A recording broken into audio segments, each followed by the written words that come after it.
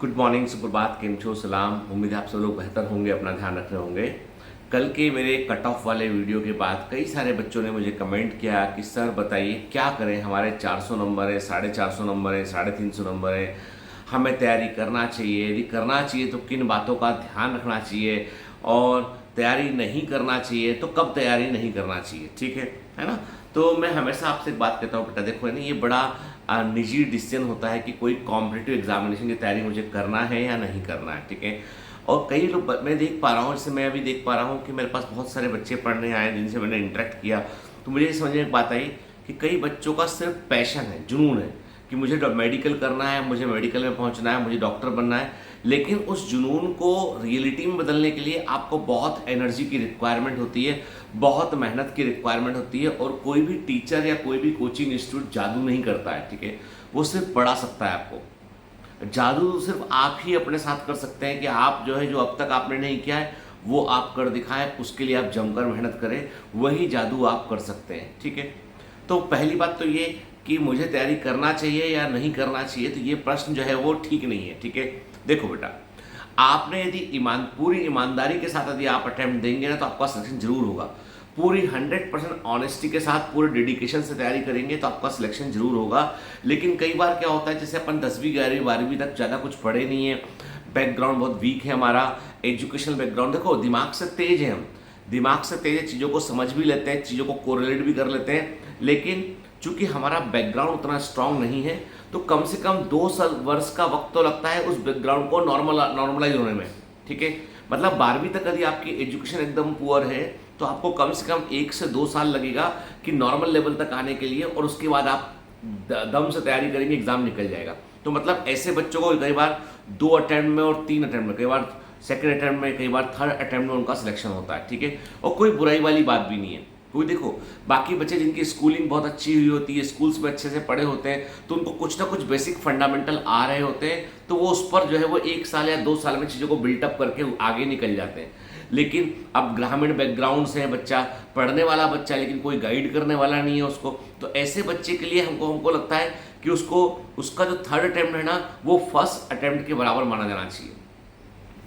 जो बच्चा बिल्कुल ग्रामीण बैकग्राउंड से है, जहाँ पढ़ाई का फंडामेंटल बहुत अच्छा नहीं था ना, तो उस बच्चे का थर्ड अटेम्प्ट बाकी बच्चों के फर्स्ट अटेम्प्ट के बराबर मानना चाहिए अपने को, और उसके बाद अपने को 3 अटेम्प्ट तैयारी करना चाहिए कम से कम। ठीक है। तो मतलब ये कि चौथा और 5वां अटेम्प्ट तक आप जा सकते हैं, यदि सच में आप सीरियस है और गंभीरता से आप पढ़ाई कर रहे हैं।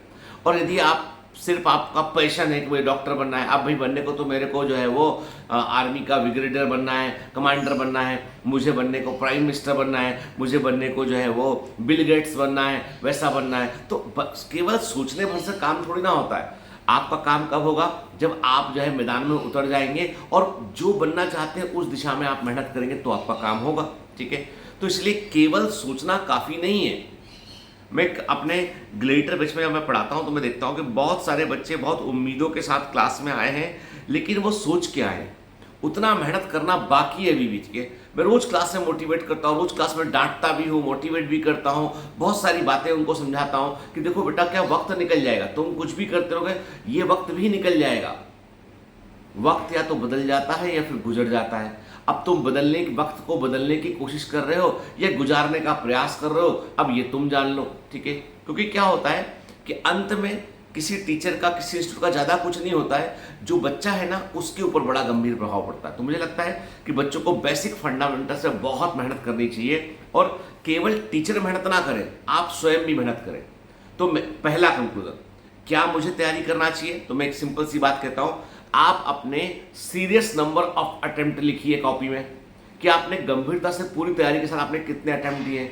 फिर कक्षा 1 से कक्षा 12 तक आपके बेसिक फंडामेंटल्स कैसे थे आपके, क्या आपने सब कुछ नीट की तैयारी के दौरान ही सीखा है?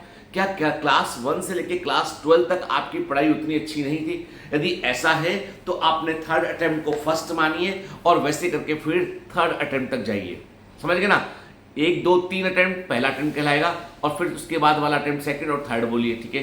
तो उसके बाद भी सिलेक्शन नहीं हो रहा है, तो अपने लिए भैया कोई दूसरा फील्ड है उसमें चले जाए हम। ठीक है। और यदि सीरियसली आपने 3 अटेम्प्ट पूरी मेहनत से, पूरी शिद्दत से आपने 3 अटेम्प्ट दे लिए हैं, तो बेटा फिर एक सिंपल सी बात है कि आपको कुछ और प्रोफेशन के बारे में सोचना चाहिए गंभीरता से। ठीक है ना? मेरा बेसिक फंडामेंटल में मेरा यही है, क्या होता है बेटा कि ये एग्ज़ाम की अपनी एक डिमांड है, ठीक है। कोई होशियार नहीं है, कोई बुद्धू नहीं है, ठीक है, कोई ज़्यादा टैलेंटेड नहीं है, कुछ ऐसा नहीं है। एग्ज़ाम की डिमांड है कि बेसिक फंडामेंटल सारे क्लियर हों और उसके बाद आप एग्ज़ाम को निकाल लें, ठीक है। अब होता क्या है बेटा कि कोचिंग इंस्टीट्यूट में दो तरह के बच्चे होते हैं। एक तो बच्चे वो होते हैं जिनको लगता है कि उन्हें आ रहा है, एक बच्चे वो होते हैं जिनको लगता है कि उन्हें कभी आ ही नहीं सकता है। एक तो वो बच्चे जिनको लगता है कि उन्हें आ ही नहीं सकता है, और एक वो जिनको लगता है उन्हें आ रहा है और बहुत आता है, अब ये क्या पढ़ा रहे हैं, ठीक है। दोनों बच्चों के साथ में बहुत दिक्कत है, दोनों बच्चों का सिलेक्शन में समस्या है। जो मीडियोकर है ना, जो कोचिंग आया है, भरोसा कर रहा है अपने टीचर पे कि सर जो पढ़ा रहे हैं बस मुझे वो पढ़ना है और मुझे उसको फॉलो करना है, वो एग्जाम निकाल ले जाता है, मतलब वो एग्जाम निकाल ले आता है। जब मैं एक बार जब यूपीएससी की तैयारी कर रहा था, बहुत पुरानी बात है, 2001 या 2 की बात है, तो उस समय एक डेंटिस्ट लड़का जो है वो तैयारी किया करता था, जो बीडीएस था, अकुन सबरवाल, पता नहीं कहाँ पर आई है, आप गूगल करोगे तो मिल जाएगा कहीं ना करके। अकुन सबरवाल एक थे, तो उन्होंने एग्ज़ाम निकाला था बड़ी अच्छी रैंक पे।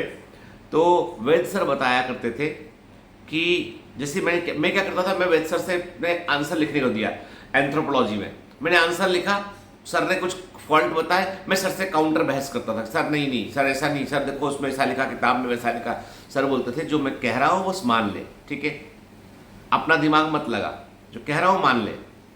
मैं सोचता था कि बूढ़ा पागल हो गया, ठीक है, मैं ये सोचता था कि सर थोड़े ओल्ड एज के थे, कि मन में सोचता था मैं, गुरु का मैं पूरा रिस्पेक्ट करता हूँ, पर मन में तो कहता था अरे यार सर तो बुढ़े हो गए, पागल हो गए, कुछ भी, मतलब कुछ भी, अरे बुक में लिखा है, सब लिखा, 5 किताबें पढ़ी मैंने और सर बोल रहे हैं ऐसा नहीं, इसको ऐसा लिखो, ठीक है।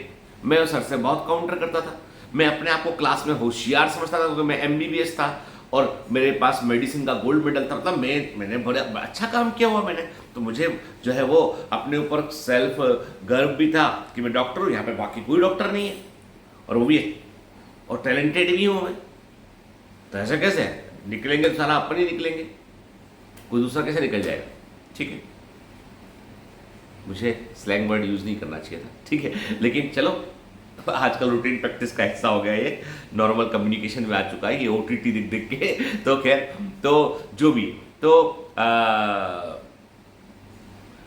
अब लेकिन अकुन सबरवाल के साथ ये था कि सर जो बोल दे बस वो पत्थर की लकीर है, सर ने बोल दिया ऐसे नहीं, ऐसे लिखो तो वैसे लिखेगा, ऐसे नहीं तो वैसे करो, वैसे करें, और वो बंदा पहली बार में एग्जाम निकाल लिया आईएएस का, प्रॉपर आईएएस में लैंड किया,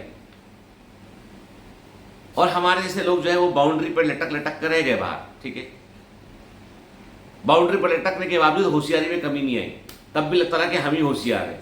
आज लगता है कि गुरु की बात मानना बहुत इंपॉर्टेंट है, ये मैं कब बता रहा हूं, नहीं तो मैं आज सेक्रेटरी होता कहीं पे, यदि उस समय एग्जाम निकाल लिया होता, ठीक है, तब शायद ये वीडियो चैनल, ये हमारा यूट्यूब, ये सब नहीं होता, ठीक है। अपने काम में, सरकार में लोगों की ज़िंदगी बदलने में कुछ काम कर रहे थे, क्योंकि बगैर अथॉरिटी के बहुत कुछ कर नहीं सकते, आपके अथॉरिटी चाहिए आपको कुछ बदलने के लिए, या तो पैसा चाहिए, अथॉरिटी चाहिए आपको, ठीक है, या फिर आपको जितना हम कर सकते थे उतना कर रहे हैं, लेकिन जितना एक आईएएस कर सकता है उतना हम नहीं कर सकते हैं, ठीक है, ये सच्ची बात है, ठीक है, जितना पावर उसके पास होता है। तो खैर जो भी है, हम पावर की बात नहीं करेंगे, हम बात करेंगे अपने खुद के निजी, हम सबकी एक अपनी निजी लड़ाई है, ठीक है, हम सबकी एक निजी लड़ाई है, हम सबकी एक निजी नियति है। वो जी अल्केमिस्ट बुक में बोलता है ना वो, कि हम सबकी एक निजी नियति है कि हमको क्या मिलना है, कब मिलना है, ठीक है, कैसे मिलना है, ठीक है, ये सब हमारी एक निजी नियति के, एक हमारा पर्सनल जो है वो हमारा एक अपना लड़ाई बैटल है हमारा, इस यूनिवर्स के साथ में हमारा एक बैटल चल रहा है। वहाँ पे यूनिवर्स जब चाहेगा वो आपको देगा, जब चाहेगा तो आपसे वो ले भी लेगा, ठीक है। तो कहते हैं कि सारा खेल उस बात का है कि हमारी भावनाएं और इंटेंशंस कैसे हैं, हम किस भावना में काम कर रहे हैं, ठीक है।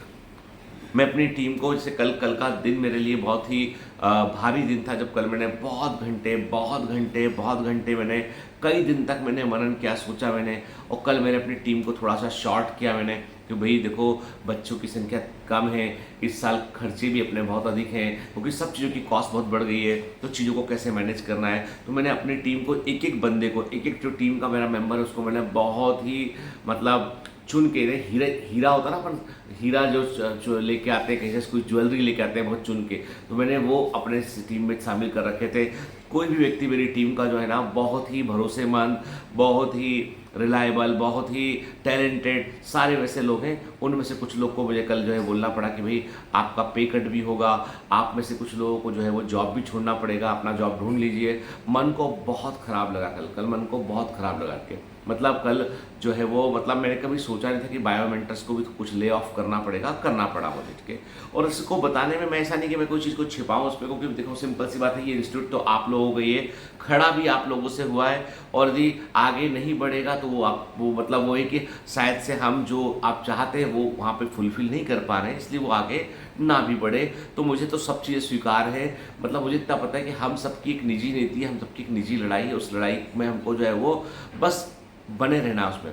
मैंने अपने एक दो बहुत ही मेरे क्लोज जो है वो, जिनको मैं एम्प्लॉय नहीं बोलूँगा, मैं बोलूँगा कि वो हमारे सफ़र के इस बायोमेंटर्स के सफ़र के मेरे साथी, उनको मैंने रिक्वेस्ट किया कि जिस दिन की जहाज़ में आखिरी 2-4 लोग होंगे ना, उसमें एक आप होना। अपन लोग इसको जो है वो एक बार फिर से स्टीयर करते हैं, बेहतर करने की कोशिश करते हैं और बेहतर करते हैं, क्योंकि पूरा सिनेरियो बदल चुका है। क्योंकि अभी क्या दिक्कत है कि नए बच्चों तक हम पहुंच नहीं पा रहे हैं और उसकी कॉस्ट बहुत ज़्यादा है, और हमारे पास पुराने बच्चों की इतनी लाइबिलिटी है कि 86 बच्चों के MBBS की फ़ीस भरनी है हमको, ठीक है। उसके लिए हम परेड रहते हैं। अभी हमको किसी से हमने बोला, पहली बार मैंने अपने फ्रेंड सर्कल में बोला कि भाई 5-5 हज़ार रुपये डोनेट कर दो मेरे को, ठीक है। पहली बार मैं अपने फ्रेंड सर्कल में बोला कि यार कुछ तुमको यदि कुछ करना हो तो मैं तुमको सर्टिफिकेट NGO से प्रोवाइड करूँगा, तुम लोग कुछ डोनेट कर दो यार, है ना, कोई बच्चों की फ़ीस भरनी है और इस बार फंड थोड़ा सा कम है, ठीक है। नए बच्चों को तो ले ही नहीं पा रहे हैं, ठीक है। तो कुल मिलाकर बात ये है, लाइफ में अच्छा और बुरा वक्त दोनों आता है, ठीक है। और मुझे ऐसा लगता है कि वक्त कई बार हमारी परीक्षा लेता है, हमको टेस्ट कर रहा होता है, हमारे रिसाइलेंस को टेस्ट कर रहा होता है, ठीक है। मेरे पास परसों ही जो है किसी एक कोचिंग इंस्टीट्यूट का जो है वो ऑनलाइन में वो बड़ा प्लेटफॉर्म में कन्वर्ट होना चाह रहे हैं, उनका मेरे पास ऑफर आया। बोल रहे कि डॉक्टर साहब आपको हम जो है वो इतने इतने रुपए देंगे, इतना ये करेंगे, आपको हमारे लिए भी रिकॉर्डिंग्स करनी है, हमारे लिए भी आपको लाइव क्लासेस कुछ लेनी है। तो मैंने कहा भाई मेरे पास वक्त ही नहीं है। दूसरी बात ये है कि मैं अपने स्टाफ को और अपने सिस्टम को, ऑर्गेनाइजेशन को ऐसे नहीं छोड़ूंगा, क्योंकि अब ये लड़ाई मेरी नहीं रहेगी। अब ये लड़ाई जो है वो होता है ना, कई बार जब श्री राम जो है वो युद्ध लड़ रहे थे रावण से, तो कई बार श्री राम को भी लगा कि युद्ध जो है वो हाथ से निकल सकता है, ठीक है।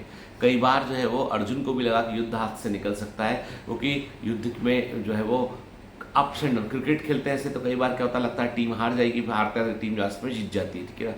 कोशिश तो करनी पड़ेगी हम सब लोग को। और मैं इतना जानता हूँ, बस मुझे इतना पता है कि बायोमेंटर्स जितने भी दिल जुड़े हैं ना, सच्ची में जुड़े हैं जो दिल के, जो स्पामर नहीं है, जो ऐसे लोग रही है जो केवल यहाँ पे जज करने आते हैं, तो उसके अलावा बाकी जो लोग जुड़े ना, उनकी ब्लेसिंग्स कहीं ना कहीं काम करेंगे। कि मुझे इतना पता है कि ये धूल से राख से उठा इंस्टीट्यूट है, कुछ नहीं था यहाँ पे।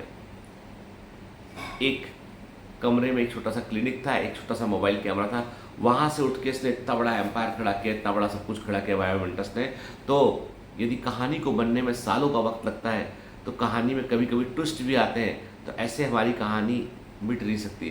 तमाम बहुत सारे फोर्सेस, जैसे कि हमारे ग्लेडिएटर बैच के अंदर भी जो है देखो तो कुछ बच्चों को प्लांट किया गया, उन बच्चों को एक दूसरे इंस्टीट्यूट के लिए लाया गया, बहुत सारी चीज़ें घटी है हम लोगों की ज़िंदगी में। हमने बहुत कुछ सीखा है, हमने सीखा है कि ज़िंदगी में कभी भी जो है वो ट्रस्ट जो होता है ना, बहुत इंपॉर्टेंट चीज़ है, उसके लिए आपको हमेशा काम करना है। और डिसिप्लिन जो है, मैं आपको क्लियर करूँ कि ज़िंदगी में सबसे बड़ा रिवॉर्ड आपको देगा डिसिप्लिन। आप यदि अनुशासित है ना, और आप एवरेज हैं और डिसिप्लिन है, आप दूसरे से आगे निकल जाएंगे। आप टैलेंटेड है पर डिसिप्लिन नहीं है, तो आप रह जाएंगे। अमिताभ बच्चन और गोविंदा दोनों की लाइफ में एक फ़र्क है, दोनों को बैड फेस से गुजरना पड़ा। गोविंदा के साथ दिक्कत क्या है, गोविंदा डिसिप्लिन कभी नहीं रहे। जितने लोगों से मिला हूं मैं, उन्होंने बताया गोविंदा सेट पे 5-5, 8-8 घंटे लेट आते थे। गोविंदा जो है वो सुबह का शॉट रात को शाम को शूट करते थे कि भाई शाम और सुबह एक चीज दिखती है, तो फिल्म मेकर जो है उनसे परेशान हो गए थे। गोविंदा जो है वो टैलेंटेड, बहुत टैलेंटेड है। मैं बोलूँ आपसे कि बच्चन साहब तो टैलेंटेड है ही, लेकिन गोविंदा जो है वो एक सूट ऊपर ही निकलेगा। बहुत टैलेंटेड आर्टिस्ट है, जितने लोग काम किए वो बोलते हैं। लेकिन गोविंदा जो है वो इसलिए दोबारा नहीं आ पाए कभी इंडस्ट्री में, क्योंकि उनकी लेट लतीफ़ी, उनका इनडिसिप्लिन जो है उनके अच्छे काम पे भारी पड़ गया। अमिताभ बच्चन साहब का ये था कि यदि 6 का शॉट है, 6 बजे सुबह का शॉट है, तो 5:45 वहाँ पहुँच जाएंगे वो, ठीक है। डायलॉग याद करके पहुँचेंगे, होमवर्क करके पहुँचेंगे अपना। तो इतना बड़ा स्टार होने के बाद कोई नखरा नहीं, और उसके बाद अपना टाइम पे आना, तो वो उनको आगे ले गया। अक्षय कुमार के साथ भी वो टाइमिंग को फॉलो करता है, ठीक है। ठीक, तो कहने का मतलब ये है कि जो है आप यदि अपने काम के लिए ईमानदार रहेंगे, डिसिप्लिन रहेंगे, तो आप ज़रूर सक्सेसफुल हो जाएंगे आप, ठीक है। चलिए आज इतना ही, आगे बात करते हैं। Bye bye.